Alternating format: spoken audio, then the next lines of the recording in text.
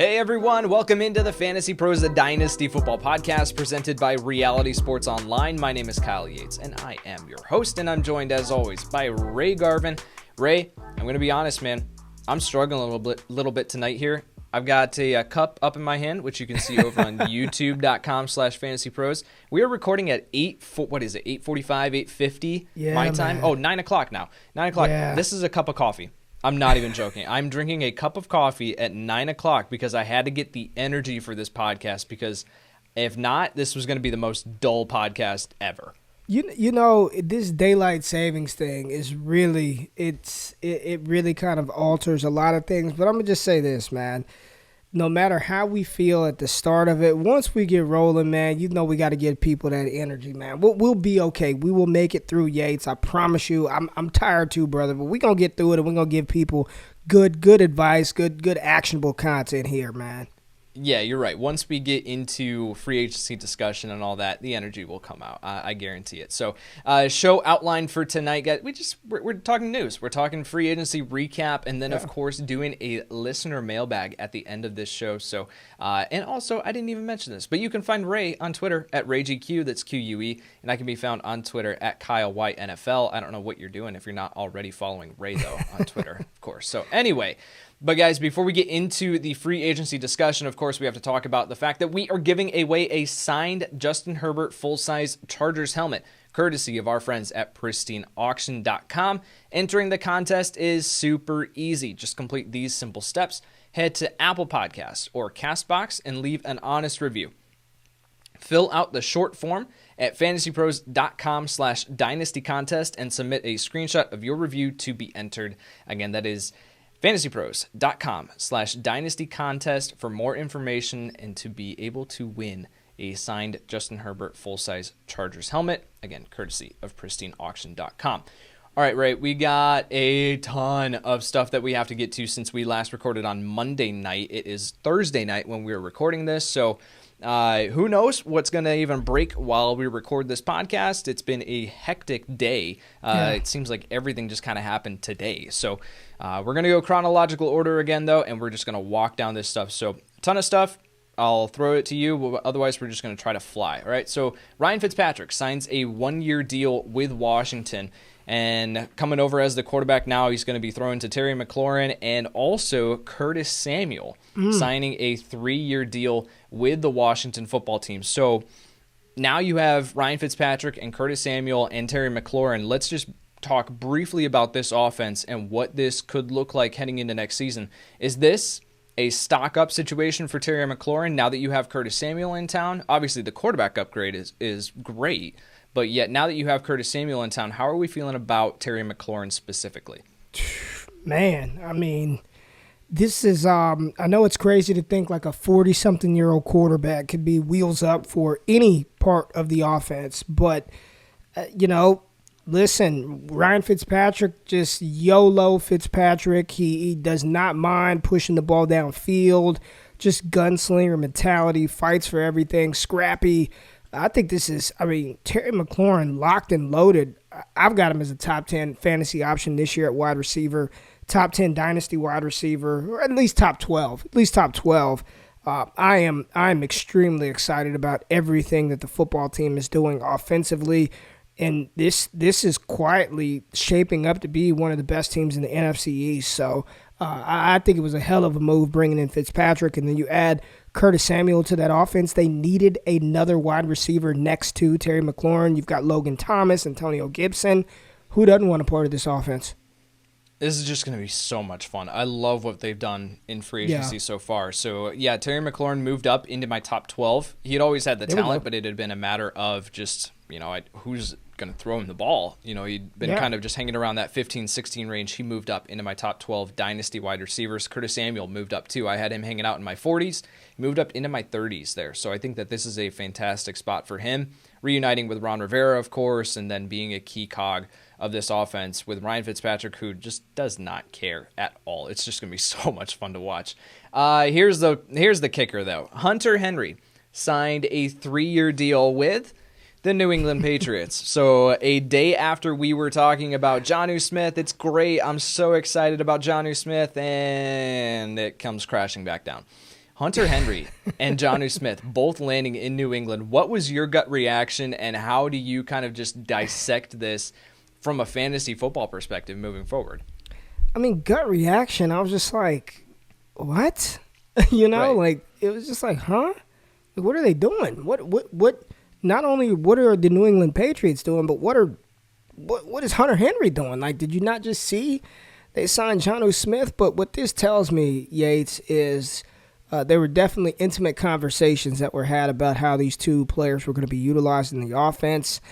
And while I think it's definitely a knock to both of them, I don't think it's debilitating. I don't think it's crippling. I don't think it just nukes both of their values. I just think it definitely limits the upside of what they could have become. And, you know, I mean, Hunter Henry's going to be the inline tight end, and Jonnu Smith is going to be moved around the formation and play a little H-back, slot wide receiver. It stinks because I think independently both these guys changing situations could have been really, really good for us in fantasy. And instead of really, really good, I just think they're solid tight end options now. That is exactly the same sentiment that I have. It's like the upside is no longer there. I don't think that they completely cannibalize one another from a fantasy football perspective. I think that they can still each provide value. Now, out of the two, which one do you prefer? Man, probably the one that's going to be moved around all over, Jonnu Smith. That's what I want to say, but it's really dependent on how they use him. I do believe that the inline tight end majority of the time is going to be Hunter Henry, and we saw the connection that Cam Newton had with Greg Olsen back in the gap. So, you know, my gut and heart wants to say Jonnu Smith, but I really think Hunter Henry is going to be a big part of this offense, and flip a coin, Yates. Flip a coin. Yeah, for context, I moved Jonnu. Jonnu was literally at tight end 11 before he signed with the Patriots. He moved up to tight end 8, and then the next day I moved him back down to tight end 11. Hunter Henry was at tight end 9 in my Dynasty rankings. I moved him down to tight end 14. So I would prefer Jonnu because I think that they're going to be more creative. They clearly had more of a plan for him. They went out and got him first, and I think it was looking at their cap situation and saying, well, Henry's still sitting out here. We can get back to not the same level, and it's a different offense of Gronk and Aaron Hernandez, but yet like we can have that type of offense again. And so I think I'm less optimistic on Hunter Henry personally. I would personally rather have Jonnu, but of course that's just staying on brand. So, all right, I'm going to fly through a couple of these. Darrell Williams and the Chiefs reached an agreement on a 1-year deal. So Darrell Williams back in town. Damian Williams was released by the Chiefs. So Damian Williams, who sat out the 2020 season, he is released from the Chiefs. It looks like they're going forward with Elijah McGuire, Darrell Williams, and then CEH, of course. Then John Ross signed a 1-year deal with the New York Giants. So John Ross, at this point of the week and when we're recording, Kenny Golladay is kind of rumored to be potentially in the mix for the New York Giants, but he at this point John Ross is a starter next season. So I think he's a fine depth piece on your Dynasty roster. I'm not relying on him in any way. It was super minimal money too. If I'm remembering off the top of my head, it was like 1 year, $2 million. Yeah, so it was low. Not really low. Yeah, not holding out hope here for John Ross. And of course, just interject whenever you have something if you want to say about these guys. The Colts placed a second-round tender on Zach Pascal, so he looks to be in the fold again for next season, potentially as that wide receiver 3, wide receiver 2. Let's see if they add someone else in free agency or in the draft. Andy Dalton. We got to talk. We got to talk to Andy. We got to talk to Andy Dalton. Come on now. Andy Dalton, 1 year, $10 million deal with the Chicago Bears. Now, of course, if you pay any attention to football whatsoever, you know that the Bears were super close to trading for Russell Wilson. They were willing to send the farm for Russell Wilson and were very, very close.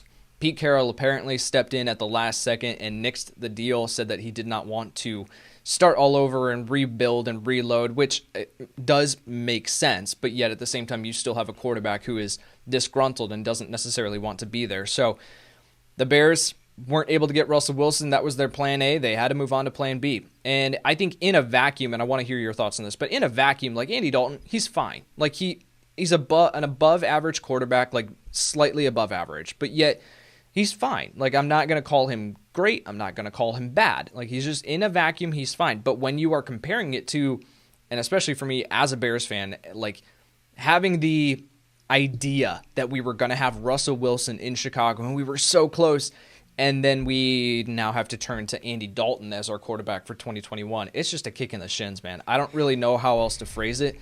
I'm not excited about this team moving into next season, and Andy Dalton ain't doing it for me. So, again, I'll just throw it to you. Does this do anything for you? No. From a fantasy football perspective, like even just as a fan of, what's your reaction here with Andy Dalton heading to Chicago? No, it does nothing. I mean, okay, he's what, a sliver of an upgrade over Mitchell Trubisky? I mean, right. They're the same type of quarterback, and honestly, I mean, at least Trubisky can run the ball a little bit and offer you a little something on the ground. This was an uninspiring signing by the Bears. I have no clue what they're doing. I see A-Rob, and we may get some news on the show, but as a fan of the Bears, as a fan of the fantasy relevant players on this team, I would be very, very just disappointed in this one. And Mooney, Allen Robinson if he's there, David Montgomery. This seems like this team is going to be in blow up mode sooner rather than later. And from a dynasty perspective, I guess Cole Kmet is going to be okay. I mean, Dalton targeted Dalton Schultz a lot. It's just, this does nothing for me. And in the prospectus of a Russell Wilson to significantly downgrade to Andy Dalton, it almost makes me want to say I'd be trying to get out of any Bears skill position players if I had them. Like, I can see this thing being submarined after this season. It's so tough because going into the past couple weeks and going into free agency, there was so much buzz about Russ and the Bears. And if you were holding on to Darnell Mooney in a dynasty league, you were sitting there going like, yes, please, come on. Because like the potential of what could happen, even with Allen Robinson, like the potential of what could happen. And now you're just sitting here with nothing in your hand. Darnell Mooney, like he's a talented wide receiver, so he's still going to shine. I mean, he shined last year with Nick Foles and Mitchell Trubisky, so I think he can still be fine and relevant for you, but you're not going to have that huge potential. So disappointing, but that's the Chicago Bears for you heading into 2021. Tyrod Taylor agrees to a 1 year, up to $12 million deal with the Houston Texans. This is really interesting because Tyrod, I think for the Houston Texans to say we need an insurance plan. We need something to head into next season with potentially Deshaun Watson not being on this roster or holding out or whatever it may be. So Tyrod Taylor, we don't need to dissect this a ton. I think that he still has some value in Superflex Dynasty leagues because you at least have the potential of a starting quarterback. But even if he does get the starting job, he's not going to be valuable because this offense is just, or this team in general, like it's just bleh. Looking at the signings that they've made over free agency, it's just not pretty. So even if Tyrod does get the start at some point this upcoming season, I'm not going to be super, super excited about that. Matt Ryan restructured his deal to stay with the Atlanta Falcons. This is relevant because there had been discussions about number 4 overall. What does it look like if Atlanta does decide to stay there and take a quarterback? What if a Justin Fields is there? That Georgia connection, everything like that. Matt Ryan restructuring his deal to push signing bonuses into like the next 3 seasons or 2 seasons or something like that. So he carries a significant cap hit if they are to move on. Matt Ryan's in Atlanta for the next couple years. And I think that was always kind of my expectation. I really didn't see them going quarterback, but in town here for the next couple of seasons. So just wanted to mention that because it does not look like a quarterback is going to be going off the board. Well, I'll say this: if they're committed to Matt Ryan for the next couple of years at least, if that's the case, and I still don't think that precludes them from taking a quarterback in 2021. They may not take one at 4, but sure, second round. And I know it sounds gross, but when you're talking about quarterbacks like Kyle Trask or Kellen Mond, like. Yep. Those are the perfect type of quarterbacks to sit behind a veteran. I don't think Matt Ryan is done by any stretch of the imagination. And if you have Julio Jones, this is good for Julio Jones. This is good for Calvin Ridley. Right, this is, right. I mean, this is from a fantasy perspective. This is good for your skill position players. And if Atlanta feels that they can make a run, I mean, they're probably going to draft a running back at some point in the draft. So this is, for your skill position players, this isn't bad for Atlanta. Yeah, I'm glad that you mentioned that it doesn't exclude them from taking a quarterback at some point in this draft. I could definitely see Kellen Mond and play for them. Yeah. But yet, definitely not. I don't think at number 4 overall. So thank you for clarifying that. Yeah. Jacoby Brissett, the backup quarterback here in Indianapolis for a long time, has signed with the Miami Dolphins to be the backup QB in or behind Tua Tagovailoa. Malcolm Brown and the Dolphins, again with Miami, reached an agreement on a 1-year deal. This is a 1-year, $1.5 million deal. So Malcolm Brown, I mean, has done next to nothing. It's like, why are we talking about Malcolm Brown? But yet, I wanted to mention him because you're talking about Myles Gaskin, Savon Ahmed, now Malcolm Brown in the fold. I really just don't know if I see them adding a top-tier running back. This is still one of the spots that we look at and we say, yes, in the draft we could see a running back landing here. But now that you add in another veteran presence here that you went out and intentionally spent money on in the second or third day of free agency, that's just interesting to me. I just wanted to mention it because I really don't know what this means moving forward. So, I just think that it becomes a crowded backfield now. Would you be willing to entertain or go out there and try to acquire a Myles Gaskin who wasn't bad when he played last year? Right. If you're, if we're in the camp that Miami's not going to take a running back, especially in the first, I think, the moves that they made, I think it's pretty much solidified Penny Sewell at 3, in my opinion. I think they're going to go with Sewell at 3. But would you be trying to send some offers out there for Myles Gaskin right now? I definitely think that you can go out and acquire Myles Gaskin. I don't think that he's off the table by any means, but yet I'm not going to go too crazy. I think I'm not going to offer any sort of first round pick for him. No. If I can get I can get him for a mid-second. Because and this is something that we'll talk about in the upcoming weeks, the running back class really does fall off a cliff after running back 3, 4, 5. It's just, at that point, man, it's really hard to find the guys that you're going to be willing to spend a second-round pick on. So at the running back position, if I need running back, I'll be fine sending away a mid-second. Outside of that, I really don't want to invest a whole lot in Myles Gaskin. Yeah, okay. All right, Emmanuel Sanders has signed a 1-year deal with the Buffalo Bills. So obviously being released by New Orleans and now heading over to Buffalo. So, Ray, what does this do for Gabriel Davis? Does this completely crush all hopes and dreams that people had for Gabriel Davis stepping into that John Brown role? Because again, remember, John Brown is no longer in town. He was released as well, and we'll talk about him in just a couple minutes. But Gabriel Davis heading into next year, there's a lot of people that had a lot of hope in what he could become. What are we doing with Gabe Davis? Yeah, when I see these 1-year deals that are, I don't even see the numbers on this. It's probably pretty low. What, 1 year, $1 million, something like that? No, it was 1 year, I think $4 million as a base, but then it has the potential to get up to 6 off the top of my head.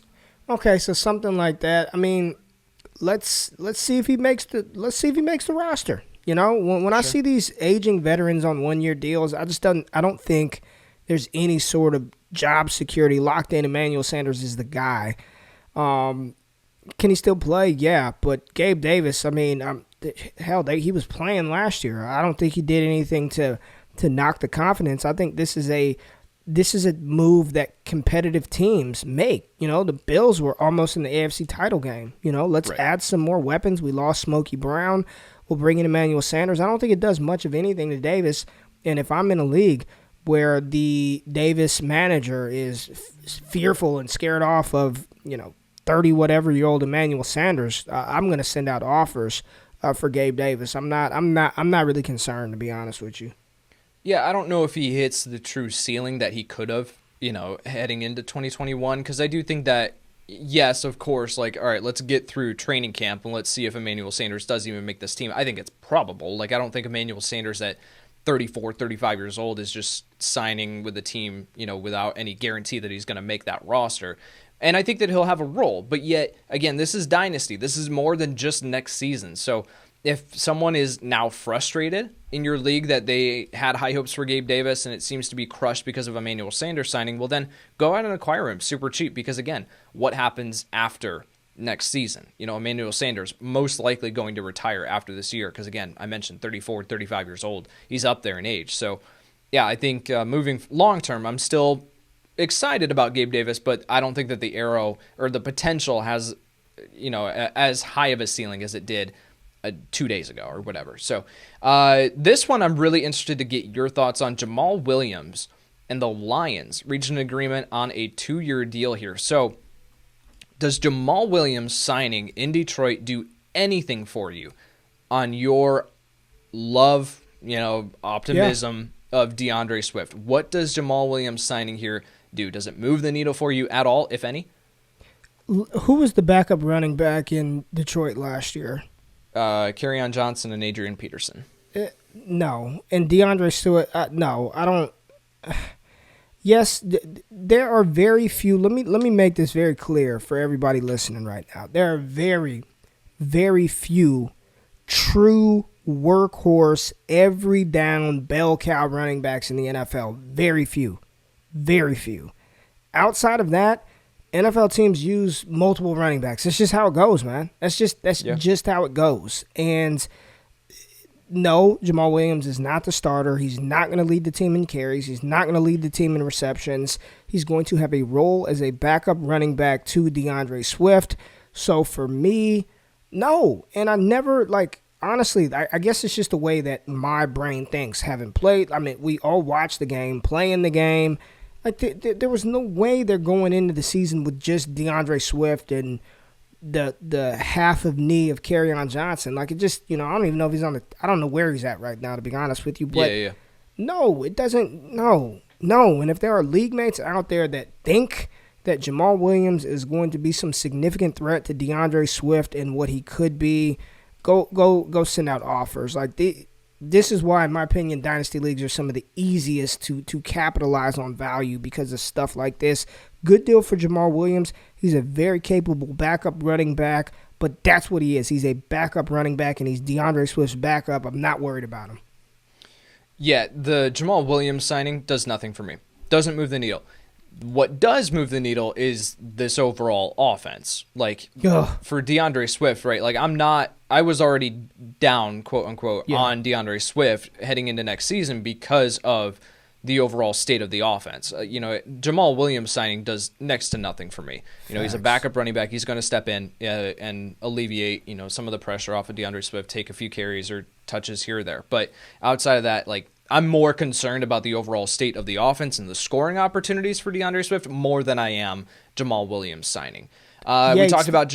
Go ahead. Quick. I think that's an important point that you just said, and I could not agree with you more.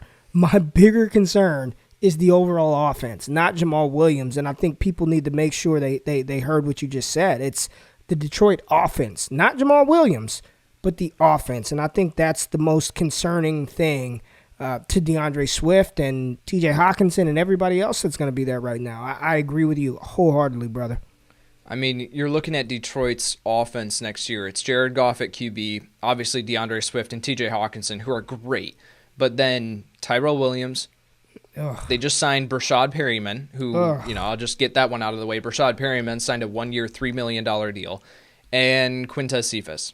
Kenny Galladay's walking. Marvin Jones is already signed somewhere else. We'll talk about him. This offense is going to be bottom of the league.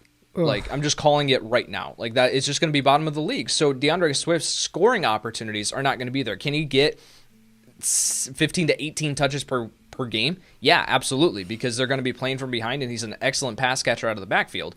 But yeah, outside of that, man, just the scoring opportunities. I'm more concerned about that than I am Jamal Williams signing. Yeah. John Brown, we talked about him with the Emmanuel Sanders signing. John Brown signs a 1-year deal with the Las Vegas Raiders, so stepping into that vacated Nelson Aguilar role. Now, John Brown at this point of his career, fine depth piece on your bench, wide receiver, I'm fine. I don't think that you should be counting on him as a starter for your fantasy roster, your dynasty roster in 2021, but I wanted to ask you, does this do anything for you with Henry Ruggs? Now, Nelson Aguilar he was that deep field option, but then you also had Henry Ruggs running a ton and Nelson Aguilar moving into the slot. Now, does this move, because John Brown doesn't move into the slot. Now, does John Brown stay completely on the outside and this kicks Henry Ruggs back to the inside and working on those underneath routes and then allowing him to create after the catch, which is how he should be utilized. He should not be utilized as a field stretcher for Derek Carr. Like, that's just not how he's going to provide fantasy value. So, wanted to get your thoughts there on Henry Ruggs, particularly with this signing. Yeah, and I was not the biggest Henry Ruggs fan coming out. No way, shape, or form did I think he should be the first wide receiver off the board. That is mind-blowing still to this day. But I do think this is good for Henry Ruggs. I do think he needs to kick inside to the slot, which he played a lot of that at Alabama. Just running him on 9 routes down the field is not the way to best utilize his talent and skill set.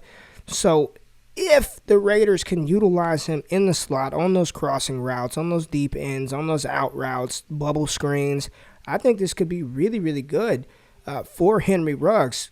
However, we're talking about the Las Vegas Raiders and John Gruden, and it doesn't seem like they have a clue what they're trying to do. But Ruggs is a young player with high draft capital that, last season I really didn't want to touch him, but this year I think if I'm going to hedge, I would hedge on the side of him kicking inside and doing some other creative things to get him the ball, and I want that, man. I got to put that bias aside. I want that in fantasy. I want his speed and his home run ability. Yeah, like I wanted to talk about him because there's so many people who are just completely out on Henry Ruggs after one season, after watching what the other wide receivers did in that 2020 class. So wanted to talk about him, but then let's stay with Las Vegas and let's jump down here a little bit and then we'll jump back. Kenyan Drake. Kenyan Drake signs a 2-year, up to $14 million deal with the Las Vegas Raiders. Now, again, if you haven't been following football at all, you know, or you don't know, I'm going to tell you that the Raiders no longer have 3 of their starting 5 offensive linemen. They cut 4 of them in Richie Incognito return. Rodney Hudson traded to Arizona. Gabe Jackson, their left guard, I think, right guard, traded to Seattle. Trent Brown traded to the New England Patriots. So I don't know what Las Vegas is doing because this was the strength of their football team. They had needs all over their defense that they needed to address, and instead they're moving on from their very, very capable top 5 unit offensive line in the NFL, and now you bring in Kenyan Drake. Rather than spending that money on the offensive line, you spend $7 million per year on another running back behind Josh Jacobs. And not only that, they also today re-signed Theo Riddick. So now you have Josh Jacobs, Kenyan Drake, and Theo Riddick all in this backfield. Now, Riddick, who cares? But I'm talking about Kenyan Drake here because he was one of those guys that we said in our free agency show, keep an eye on him because he could end up with a starting role somewhere. That's not going to happen. He's now the backup to Josh Jacobs. And for me, we talked about with Jonnu Smith, with Hunter Henry not cannibalizing each other from a fantasy football perspective, this is a situation where I am not a fan. If I'm a Josh Jacobs dynasty manager right now, I'm big pissed. I'd be far more concerned if I were a Jacobs manager than I am a Drake manager. Right. The fact that they brought Kenyan Drake in and are paying him what they're paying him. Listen, there were times last season where I was like, why is Devontae Booker on the field? Right. Kenyan Drake's better than Booker. And I know he gets a lot of slack in the community, but he's not a bad running back. He's not. He's not a bad running back. And then you add him to this offense. Yes, you're right. The offensive line is not good.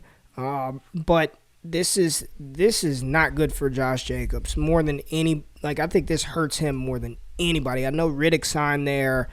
He's going to play that, Jalen Rashad role, but not really concerned about Riddick. But if I were Josh Jacobs, I'd be pissed. If I were Josh Jacobs' manager, I'd be pissed. And I think the writing is on the wall for him long term. I don't see how, I know they hold his 5th-year option, but this Drake signing is not good if you are a Josh Jacobs manager, and I think your window to sell him, which I told people to do a while ago, I think that's slammed shut. It's crazy, man. It's crazy. Yeah. I moved Josh Jacobs down from RB14 in Dynasty. I was already a little bit lower on him. I moved him down to RB20. Like I would rather have David Montgomery right now in Dynasty than I would Josh Jacobs. Me too. Like that's how much that this, like, give me Antonio Gibson over Josh Jacobs. Like I'm done, man. Like I'm with you. I'm with you, brother. It's not pretty because it's not about Josh Jacobs and his talent. Like I really like him as a talent, and I did like him coming out. This is all about John Gruden and how he's running this team and how he sees that, or thinks that it's important to sign a backup running back for $7 million a year. It's crazy, man. Never understand. All right, let's double back here. Anthony Firkser re-signed a 1-year deal with the Tennessee Titans. Now, this is relevant because obviously Jonnu Smith gone. Now you have really no one there on this depth chart except now Anthony Firkser. He re-signs, and he was one of those guys that was a thorn in my side as a Jonnu Smith dynasty manager last year because Jonnu kept coming off the field on third down, and then Anthony Firkser was the guy who was getting those 5 to 6 targets per game, and you're going like, no, give those to Jonnu. So when you take into account that Corey Davis is not on this roster, Adam Humphries is not on this roster, now Jonnu Smith not on this roster, it's A.J. Brown and it's Anthony Firkser, and that's it. Like, those are the only pass catchers on this offense that are going to be returning that Ryan Tannehill has chemistry with. So I'm fine with Anthony Firkser as a depth piece on my dynasty roster as a backup tight end who potentially could turn into something more down the road. Yeah, man. Hey, I think you and I think I kind of touched on him last show, but you kind of reminded me that he hadn't signed yet. But I do think, again, it doesn't preclude them from taking a tight end in the draft at some point. But Firkser, he was a guy, Yates said, I've had on dynasty rosters, no lie. If I went through my dynasty roster, I probably have quite a few Firkser shares because he just always, like you said, was on the field. He was always, and he looked good when he got thrown the ball and got opportunities. So I think he's one of those, like, in a startup, like, late-round dart throws, like, you get him at, like, tight end 28 and could potentially – it doesn't take much to be a top 12 tight end in Dynasty, top 10 fantasy tight end. It would not shock me because, again, outside of A.J. Brown, and I'm sure Derrick Henry will see a little more work in the passing game, maybe a little bit, 10 more targets, but who else are they going to throw to? Firkser is probably going to be – Tannehill's security blanket over the middle. Yeah, I've got him. I've got shares of Firkser in a couple spots too, and I'm excited for what that could turn into. AJ Green, he's not done. Moving on from Cincinnati, but he is signing a 1-year deal with the Arizona Cardinals. So Larry Fitzgerald has not re-signed yet with the Cardinals. It's a little confusing why they're letting Fitzgerald walk and then signing another aging wide receiver who didn't show a whole lot last year. So. AJ Green, does this do anything for you for AJ Green from a dynasty perspective, or does it do anything for you from like DeAndre Hopkins? Are you concerned now about Hopkins that AJ Green is in town? Nah, man, and I know, AJ had a bad little run there in Cincy towards the end, but it's mainly due because he can't stay healthy. If AJ Green is healthy, he's still a talented wide receiver. He's definitely on the back nine of his career than the front nine. But listen, I think this helps out Kyler Murray. He could still catch the ball. He can still run. He may not be as dominant as he once was. It's not even a may. He is not as dominant as he once was. But I don't think A.J. Green is like toast. I really don't. I could be in the minority here. I'm not boosting him up significantly. I'm not actively trying to acquire him. But I think this is a good thing for Nuke, and I think this is a good thing for Kyler Murray and the Arizona Cardinals offense because – Christian Kirk is like this thing that we want to be a bigger thing than he really is. Larry Fitzgerald, we know where he's at in his career, so give him a 1-year deal. Let's see what he can do. I actually kind of like it for Green and for Arizona. It's a good move from a football perspective, pure football, bringing him in to just help out your young quarterback, go after that. Apparently, they think they're in a win now window going after J.J. Watt. Apparently. So, go after them. But I do think that it makes more sense from a football perspective. Now, I will mention this. that Christian Kirk, his thing has always been that he's so much better in the slot than he is lined up out wide. And he hasn't been able to get into the slot because Larry Fitzgerald has been on this roster and just has not retired. So if they are moving on from Larry Fitzgerald, you have AJ Green, you have DeAndre Hopkins, who both stay completely on the outside now. Christian Kirk could bump inside to a full-time slot role. That's exciting. That's intriguing. So if no one else is thinking about that in your league, it's worth throwing a third round, fourth round pick and seeing what you can get if you can get Christian Kirk for that, because I think fantasy managers are kind of just fed up with him. But if he does move into that full-time slot role, he could have some appeal for 2021 and beyond. And then watch, by the time that this episode gets published, Larry Fitzgerald will have re-signed, and then all this will be for nothing. Marlon Mack, what? I said, yeah, you're probably right. Right, yeah. Marlon Mack re-signs with the Colts. Does this do? You took in our Dynasty Startup episode that we did just a little bit ago, you took JT at the 102. Does this do anything for you to move off of Jonathan Taylor?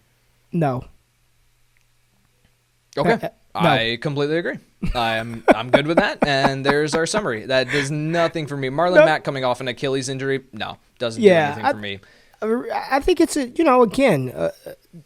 what's his name? Number 20, Wilkins. I mean, yeah, Jordan Wilkins. I think Marlon Mack's better than that. So when JT needs a spell, and they don't have Nyheim Hines in, this is a good opportunity for Marlon Mack to play well in his role and potentially get a shot to be a part of some kind of backfield committee after next season. You know what I mean? So it's fantasy-wise, I'm not doing anything with Jonathan Taylor. If anything, it solidifies JT's role as the guy in Indy for me, and Marlon Mack will be his, the early down backup. Yeah, I've seen a lot of questions on Twitter about that people are kind of not freaking out. Freaking out's it's taking it too far, but yet I do think that people are concerned at least having the question. So I'm glad that we had a very similar reaction. That was like, nope. And we're moving on. So Alshon Jeffrey officially released from the Philadelphia Eagles. I think he's done. I can't see another team signing Alshon Jeffrey at this point of his career. Gerald Everett signed a 1-year, $6 million deal with the Seattle Seahawks. Now you have a tight end room here with Will Dissly, Jacob Hollister.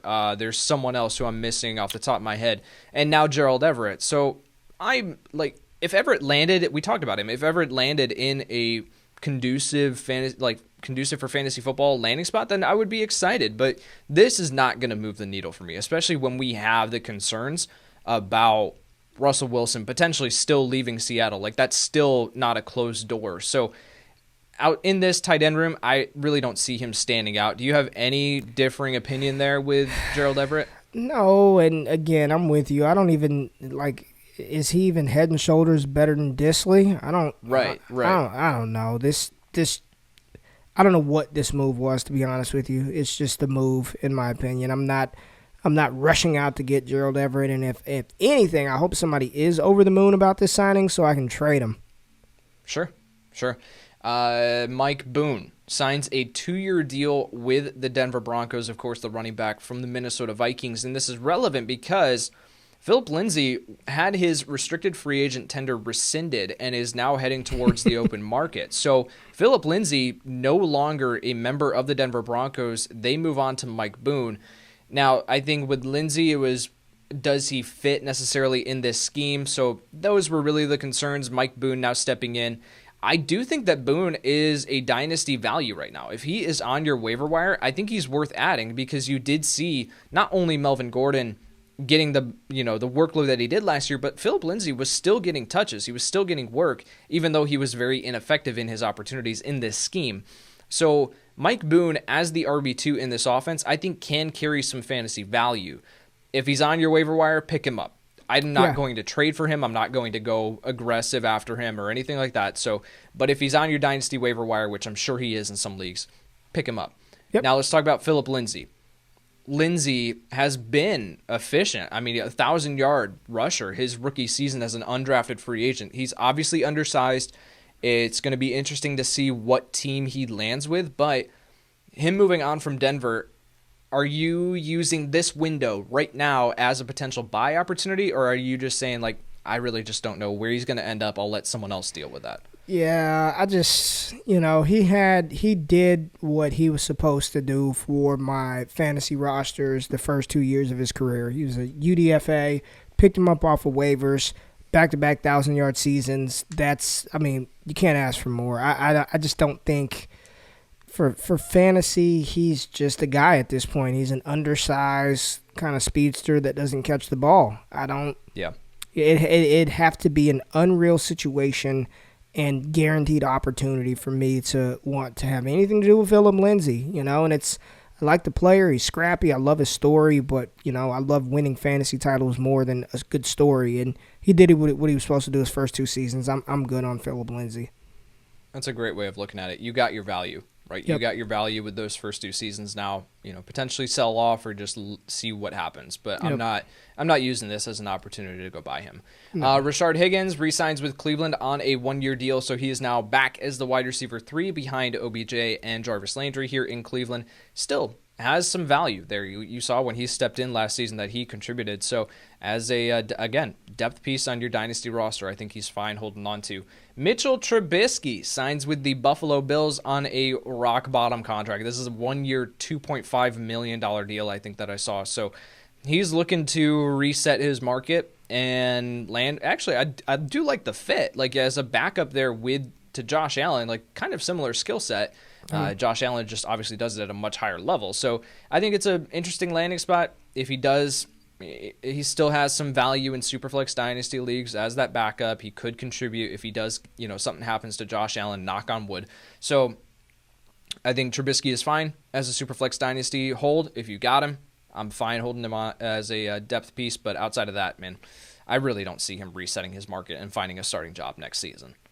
Yeah, it's a great backup quarterback. He's a great backup quarterback, and although Josh Allen has seemed like Superman, to start his career, he does run the ball a lot, and if he gets hurt, Trubisky is the type of backup quarterback, like he fits right into that scheme. So I like it for Trubisky, and if you have him, you just hold on to him. He's a valuable handcuff quarterback. Absolutely. Will Fuller signs with the Dolphins on a 1-year deal. Now, he'll miss the first game of the season because of that suspension, but then after that, he is good to go and take over the starting outside wide receiver role, opposite of Devontae Parker. So I did an instant reaction. I've been doing instant reactions on pretty much every signing here over on Instagram at FantasyPros and all throughout the week. And I talked about how this was a little bit of a confusing signing for me because Will Fuller and Tua, the skill set doesn't necessarily match up, right? With Tua, he's not known as that guy to air it out deep downfield. That's, of course, what Will Fuller does exceptionally well, almost maybe even better than anyone in the NFL. So, but with Tua, he's an extremely accurate quarterback, gets the ball out quick, throws with anticipation underneath, and then can, just keep an offense on schedule, can allow his playmakers to create. So I just didn't see how this lined up. From a fantasy football perspective, I'm not excited about it, honestly. There are going to be some people who are. I just think that this is going to be a situation where Tua will air it out 2-3 times deep downfield per game. I just don't see him soaking up targets in this offense is really what I'm trying to say. I don't see him hitting that same level of efficiency or, effectiveness that he had with Deshaun Watson as his quarterback here in Miami. So if there's someone in my league who is like going gaga over this signing, then I am perfectly willing to ship Will Fuller off, but I'm not super excited about this signing. Where are you at with Will Fuller landing in Miami? I'm intrigued. I'm not over the moon about it, but I'm also not all the way out. Tua needed weapons. He didn't have anybody last year. Yeah, that's for sure. They were throwing to Jakeem Grant and Andre Roberts or whoever Jakeem Grant and whoever else they had. It's just Malcolm Perry. What I do like about Tua's game, and if you go back to his 2018 tape, 2019 tape, he's very good at those intermediate throws, like those deep crossing routes, those post routes, and that's what players like Henry Ruggs, players like Jalen Waddle thrived on at Alabama. So if the Dolphins are creative with Will Fuller, and don't just because he is literally like probably one of the best field stretchers in the NFL, but if they find other ways to get him involved in the game and utilize his speed, I do think that he could turn, some of those big plays, and with Will Fuller, it only takes a couple. It only takes a couple. Right. He's never really been like a volume guy outside of this past season where, Deshaun Watson just force-fed him. But I'm intrigued. Like, more so I want to see, let's see what they do. And I still think that the Dolphins are a team. They could take a wide receiver. If they upgrade the offensive line and give Tua more time to throw the ball, you got Mike Gesicki. Like, what you really have is an athletic pass-catching core with Gesicki, with Will Fuller, Devontae Parker, coming into his own over the past couple of seasons if they draft somebody. So I don't hate it. I don't love it. It's just kind of like, let's see how it plays out, and it's a 1-year deal. Yeah, he could reset his market and then hit the open market again next season, and we'll see what happens then. Let's wrap it up here with the last one, and again, no breaking news at this point during the podcast, so this is the last one that I've got on the docket. That is Keelan Cole signing a 1-year deal, $5 million with the New York Jets. So we talked about Keelan Cole on this podcast with, was that our Under the Radar Dynasty Buys episode? I think that we highlighted him in there, saying that heading into free agency, Keelan Cole could very well end up in a more conducive fantasy football spot. And that happened. He landed here with the New York Jets. Cole plays primarily in the slot. At least that's what he did in Jacksonville. He has the ability to line up outside. So I'm wondering now if this means that the Jets are going to move on from Jamison Crowder. So you're looking at a wide receiver core next season of Denzel Mims, Corey Davis, who they signed, and then Keelan Cole. This is not, like backup money. This is not a John Ross signing, right? Where 1 year, $2 million deal or whatever for Keelan Cole. I like this for Cole. Now, we have to get through the draft. We have to see what happens there. But the Jets made a decision to bring in Cole here into this offense, and I think that he fits pretty well. So if it is Sam Darnold and he does play the slot, then Cole's going to be in line for a monster target season next year. I'm just interested to see how this plays out. So this is why we highlight these guys in these episodes, because they could potentially get to this point where they're set up in a better spot to contribute for fantasy football down the road. So again, we're not counting our chickens before they hatch or anything like that, but yet Keelan Cole does appear to be in a better situation to contribute for fantasy football next season. And for people who, I remember getting a screenshot after we did that episode, Keelan Cole's like sleeper, in the sleeper app, like his ad numbers were just crazy. Like people were just going crazy adding Keelan Cole because we had talked about him. And I love that, one. But then two, and people were getting him for a 4th round pick, in 2022. Like people were just picking him up off of waivers, everything like that, getting him super cheap. It looks like that paid off, at least right now. At least he's in a better spot to contribute. Anything else that you want to add with Keelan Cole, or doubling back on any of the news that we talked about before we touch on a little mini listener mailbag here? No, I'm with you, and I hope those of you who missed that show, you react accordingly today. And if you could get Keelan Cole for a 4th, I would do that every single league that I have him, because if he is in that slot role, I think this was a really, really good underrated fantasy signing that you don't have to pay a lot for a player like Cole, because he was good in the slot. He's been good in the slot in Jacksonville. So he's the perfect guy to throw into a deal. Like, I'll give you Josh Jacobs, or send me such and David Montgomery and throw in Keelan Cole, and I'll give you Josh Jacobs. You know what I mean? Like, I would be actively trying to get him, because in my opinion, you got Davis, you have Mims. Keelan Cole's going to be the slot. And I don't care if it's Sam Darnold, if it's Zach Wilson, Justin Fields. That slot position is going to be extremely valuable, especially that they didn't bring in a tight end. So, Right. I really, and $5 million isn't nothing to sneeze at. So, it's a 1-year deal again, but he's young, and I would be willing to take that.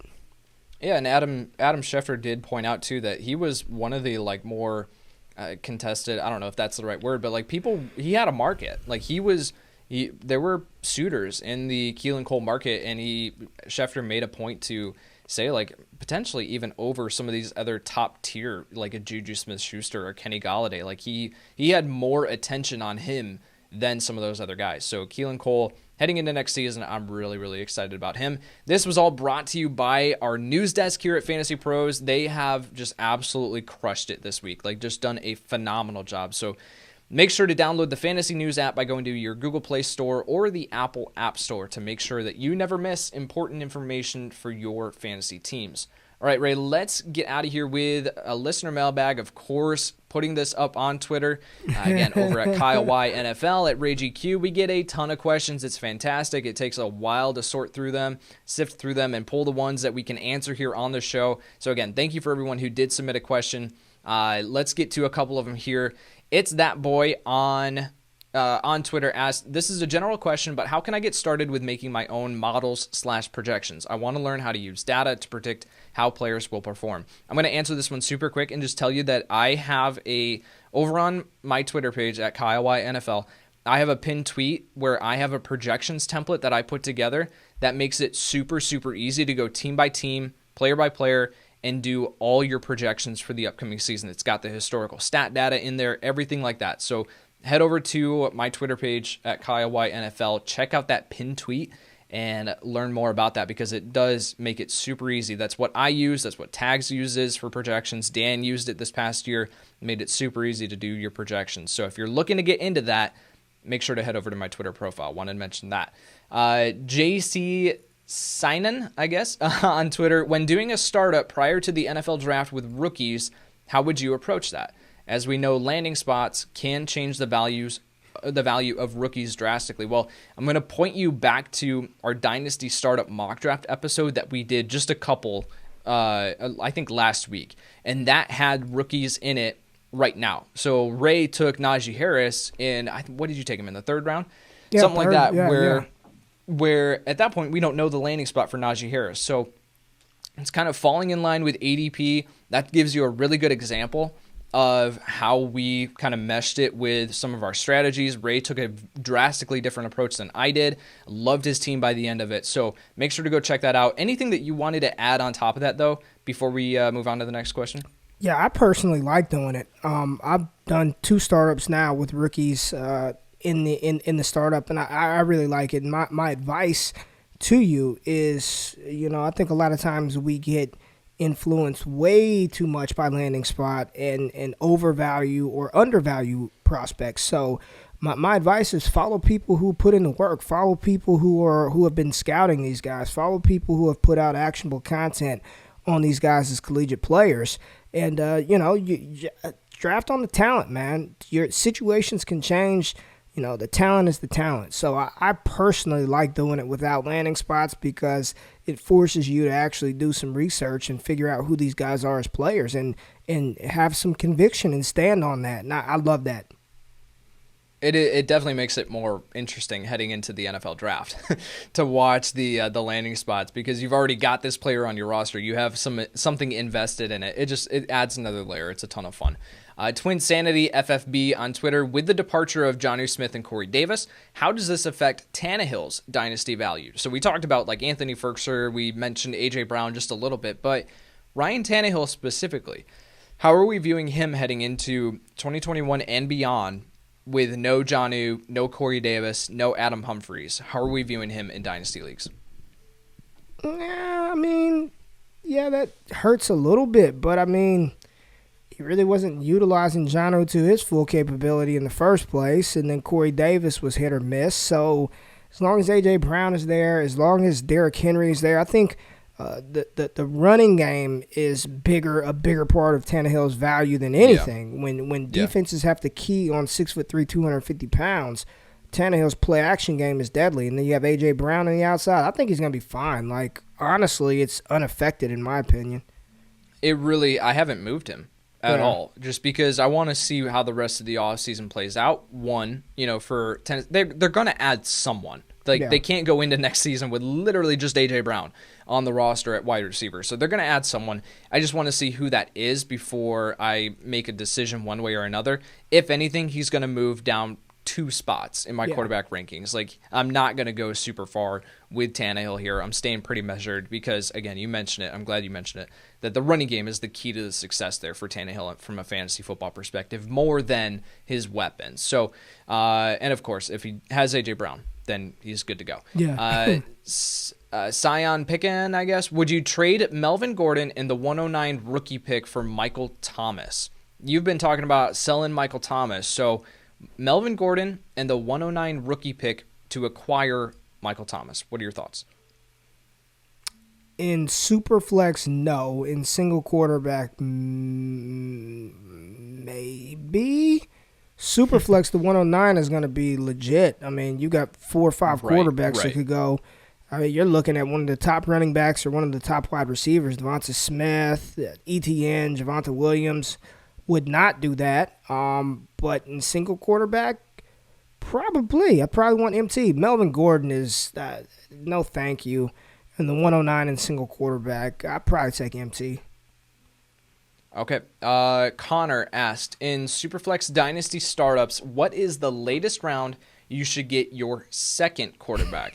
So for me, I personally want to walk out of my first 4 rounds in a Superflex Dynasty startup with 2 quarterbacks. That's just the way that I play it. So I'm typically either looking at drafting my quarterback typically in the second round, because unless we just see an unrealistic run or unreal run at quarterback there in the first round, I'm going to take my first quarterback in the second round, and then I might, if there's a value on the board in the third round, but I'm going to double back and grab my second one in the fourth round. That's me personally. That's just kind of a rule. Of course, you can break that rule. You can, situations change that. If there's a crazy value falling, and if quarterbacks aren't going off the board the way that you thought, all this, but that's just kind of a standard rule that I have.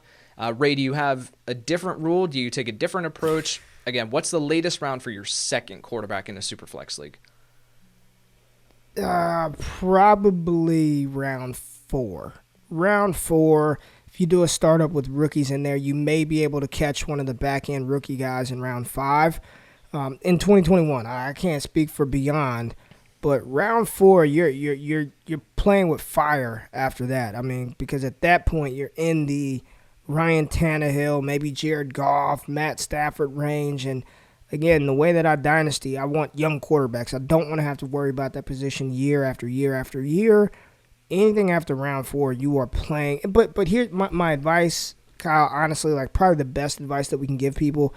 Read the room. Read the draft room. Right. If QBs are flying, don't say, well, Kyle, Ray, you told me to wait till round 4 and I got stuck with Teddy Bridgewater. Well, you should have drafted a quarterback if you saw 10 went off the board in the first round. So read the board, read the room, but general rule, probably round 4 for your second quarterback, but you may have to pull the trigger earlier. I obviously agree. And I think that, it's going to be interesting too heading into next season just to monitor what the ADP is for these guys, right? And how do they go off the board? But again, I'm glad that you mentioned it, that read the room. It's going to be different every single time. No draft is the same, where the quarterbacks could either go really early or they could, start to slip, and people are reaching for these running backs and different things like that. So, yeah, I'm glad that you mentioned that. Matt asked, I play in a 16-team Dynasty league. This is our last question, by the way. In larger leagues like this, do you still subscribe to the same theory, the most valuable assets are wide receivers, or are running backs more important since they are even rarer? Again, this is in a 16-team Dynasty league. So I'm going to answer this first. I actually don't agree that the most valuable assets are wide receivers. Me personally, I'm loading up on running backs. My running back core, my running back room is the most important, regardless of the team, of the league size. Especially in a 16-team league though, and a dynasty, I'm loading up on running backs as much as I can, assuming this is a 1 QB format. I am going to hold running back hostage, because what happens if one of my top tier running backs goes down? Then at that point, I'm inserting a backup running back and just hoping that they fall into the end zone, most weeks at my RB2 or RB3 spot. So do you take a different approach here in a larger league like this? I've actually never played in a 16-team league. I've played in 14, and it's ridiculous. It's crazy how much different that is than 14. So I can't even imagine a 16-team Dynasty league and how drastically different that would be. Yeah, I was in one, and I was in it for a season, and I did not like it. It was a 16-team Superflex league, and the most valuable position was quarterback. And if you had the 16th pick, there's a good chance that your QB1 was a player like Jared Goff, like Matt. It's just not fun. Didn't like it at all. But regardless of, outside of 16-team leagues, outside of Superflex, well, even in 16-team leagues, but outside of Superflex, I agree with you wholeheartedly. most important position for me is running back. There's only one or two on the field at the same time at most, whereas the wide receivers, you can get 4 or 5 wide receivers on the field. It's a deeper position. You've got more of those guys coming in. If your running backs go down and you're stuck with throwing in random backups, you probably have no chance to win. So right. I'm prioritizing running back over everything outside of quarterback and superflex. And even in superflex leagues, I still want to hammer running back because we did it in that exercise. If you guys didn't watch that show, listen to that show, go back and listen to how quickly the running back position dried up and how many talented, even young wide receivers were left by the time we got to the end of that draft. Absolutely. All right, that's going to do it for the listener mailbag. I did want to mention this really quick. I have a Ultimate Dynasty guide that is dropping on FantasyPros.com tomorrow. So that would be Friday. By the time that you're listening to this, it might actually be up on the site. So head over to FantasyPros.com. In there, I have a Dynasty mailbag section where I take some of the questions I will take some of the questions that we weren't able to get to from my tweet earlier, right, that we put out for this mailbag. So I'm going to answer some of the questions that we didn't get to here in there. So if you didn't hear your question answered on the show or anything like that, make sure to check out that Ultimate Dynasty guide. It's a great resource regardless. I mentioned like buy lows, players to target, players to sell, different things like that. But it also has that Dynasty mailbag section in there. So wanted to make sure we mentioned that before we get out of here. That is going to do it. Again, thank you so much to Reality Sports Online for sponsoring the show. Head over to realitysportsonline.com to learn more about this awesome platform. Ray, we did it. I think the coffee kicked in for me at about like minute 7, and I'm good. Now it's going to be a matter of, can I fall asleep at a reasonable time? We'll find out. I'll let everyone know tomorrow. I might be up until 2 a.m. But, man, it's so much fun to do this podcast with you, man. I'm loving it, man. I'm having so much fun. And anything that you want to say before we get out of here? Nah, I really enjoy this, Yates, doing this show, and Fantasy Pros giving us an opportunity to talk some Dynasty. So I really hope you all listening, and I know Kyle says it every show, but please go subscribe to the show, rate and review, subscribe to the YouTube channel, leave feedback, and tell your friends and friends of friends about this, because we really, really do love Dynasty. And I was a little tired coming into this as well, and once we turn the mic on and start going, like, we love this, man. We love this, and it was a good show, brother. I'm really, really enjoying this, man.